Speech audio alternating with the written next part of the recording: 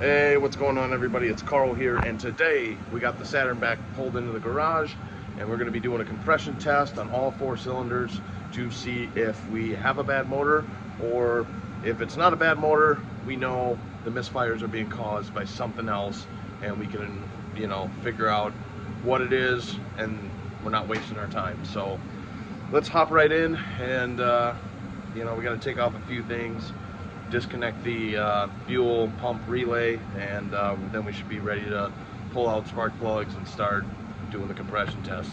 All right, so to disconnect the fuel pump relay, we got to go inside the car. I already got the panel off because I had to Google this one because I had no idea, but supposedly this one is the fuel pump relay, so we can just pull that out and we'll just leave that right there on the ground with the cover, and now we can start to disconnect the spark plug wires up top. So we're going to need like an 8mm bolt.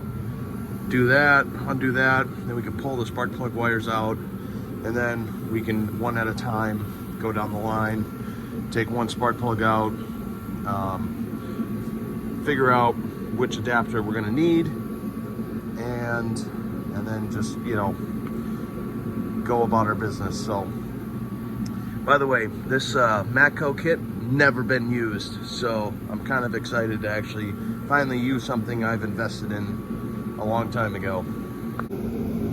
So I have everything set up right now, and I got it on, I'm assuming that's cylinder 1, but I just did the first test and it's holding right at, looks like 190. So I want to say that's good compression, but I gotta look at the specifications of this motor to really determine if that is the case or not.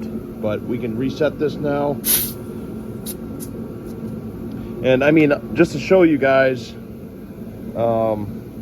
like I'll do it one more time just to make sure that's the same reading I'm getting. And we did it a second time on cylinder 1, and we're pretty much sitting around the same reading. So I'm gonna write this reading down here, and so I can record what we got. All right, I got it hooked up to cylinder number 2, and I ran the first test, and we are looking almost exactly the same as cylinder 1. So I'm gonna guess that's probably pretty close to spec, but I'll look it up to get an official spec. And test number 2 on cylinder 2 came out pretty much exactly the same. So I'm all hooked up to cylinder number 3, and as you guys know from the kind of scan tool video, you know that when we're driving over 30 miles an hour, this is the cylinder that is misfiring, and very significantly. So I'm actually really curious on this one to see what kind of reading we get. All right, I just ran the test, and oh, that's good news. At least we're getting the same amount of compression on that cylinder as well. So that is very, very good news.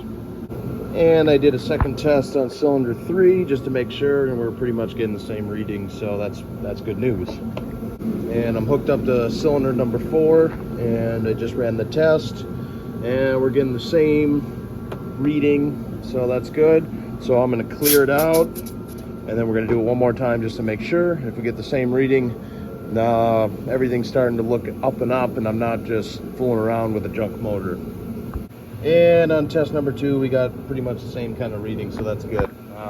Not really worried about the compression. Clearly we have a decent amount of compression, and we're not having one that's like lower at like 150 or something. So this is good news. I'm pretty excited about that. So that means, I may just run out quick, go buy another set of spark plug wires, get everything cleaned up, and see if that does the trick. I mean, you never know. So like I mentioned, I'm pretty certain it's not a bad motor.